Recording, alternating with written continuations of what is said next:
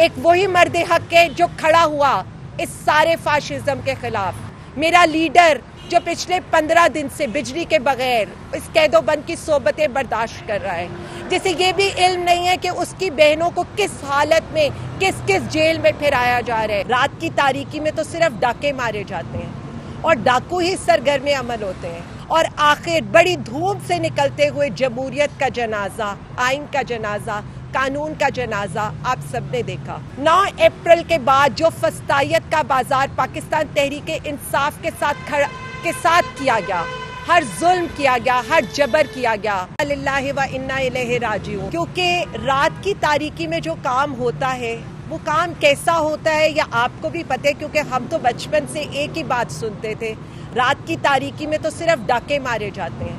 اور ڈاکو ہی سرگرم عمل ہوتے ہیں۔ تو آپ نے دیکھا ہے کہ کل سکولوں کی چھٹی تھی، کاروبار کی چھٹی تھی، تاجروں کی چھٹی تھی، آفیسز کی چھٹی تھی، لیکن ایک ہی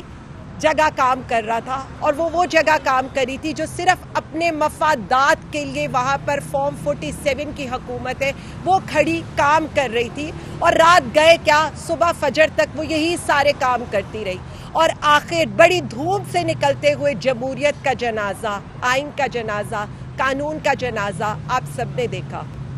افسوس تو صرف اس بات پر ہوا کہ رات کے 12 بجے نہ کوئی سپریم کورٹ کھلی، نہ کوئی ہائی کورٹ کھلی، اور اسی طرح سے ہم نے آئین اور قانون کو دفن کر دیا۔ پاکستان تحریک انصاف نے، ہمارے کچھ ہیروز نے جو رول پلے کیا اس آئینی ترمیم میں، اور صرف یہ بات بتا دی کہ آپ فارم 45 پر آئیں اور آپ ہمیں فارم 45 پر ہرائیں، اور آپ فارم 47 پر آ کر ہمیں اقلیت میں کھڑا تو کر سکتے ہیں، لیکن آپ ہمیں کسی غیر آئینی، غیر قانونی کام کرنے پر دھوس دھاندلی کے باوجود آمادہ نہ کر سکے، اور سب نے دیکھا کہ صرف تحریک انصاف نے اس سارے عمل کا بائیکاٹ۔ میں صرف اتنا کہنا چاہوں گی اپنے ججز سے، اپنے وکلاء سے، 9 اپریل کے بعد جو فسطائیت کا بازار پاکستان تحریک انصاف کے ساتھ کیا گیا، ہر ظلم کیا گیا، ہر جبر کیا گیا، میرا لیڈر جو پچھلے 15 دن سے بجلی کے بغیر اس قید و بند کی صحبتیں برداشت کر رہا ہے، جسے یہ بھی علم نہیں ہے کہ اس کی بہنوں کو کس حالت میں کس جیل میں پھرایا جا رہا ہے، جس کی ملاقات اس کی اہلیہ سے بھی نہیں کرائی جا رہی، جسے اخبار بھی نہیں دیا جا رہا اور معیاری کھانا بھی نہیں دیا جا رہا، جو بیسک ہیومن رائٹس کی نیسیسٹیز کے بھی بغیر ہے۔ اس نے صرف اتنا کہا کہ میں آخری سانس تک اپنی قوم کے لیے لڑوں گا، اور اس نے نہ صرف یہ کہا بلکہ کر دکھایا۔ ایک وہی مرد حق ہے جو کھڑا ہوا اس سارے فاشزم کے خلاف، اس سارے ظلم کے خلاف، اس سارے جبر کے خلاف۔ آپ نے دھوس دھاندلی پر آئینی ترامیم تو قبول کروا لی، لیکن مجھے صرف اتنا بتائیں کبھی آپ عوامی حمایت حاصل کر سکیں گے؟ آپ نے اسلامی روایات کے اگینسٹ یا آئینی ترامیم تو قبول کرا لی، لیکن مجھے صرف اتنا بتائیں کہ کیا کوئی یہ کہہ سکے گا کہ عمر بن خطاب سے بھی کوئی عام شہری سوال کر سکے گا،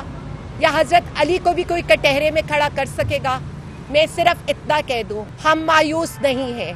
کیونکہ میرا لیڈر جیل میں بیٹھ کر بھی جیت گیا، اور آپ دھوس دھاندلی سے یا آئینی ترامیم کر کے بھی ہار گئے، کیونکہ یہی سب کچھ بنگلہ دیش میں بھی ہوا تھا۔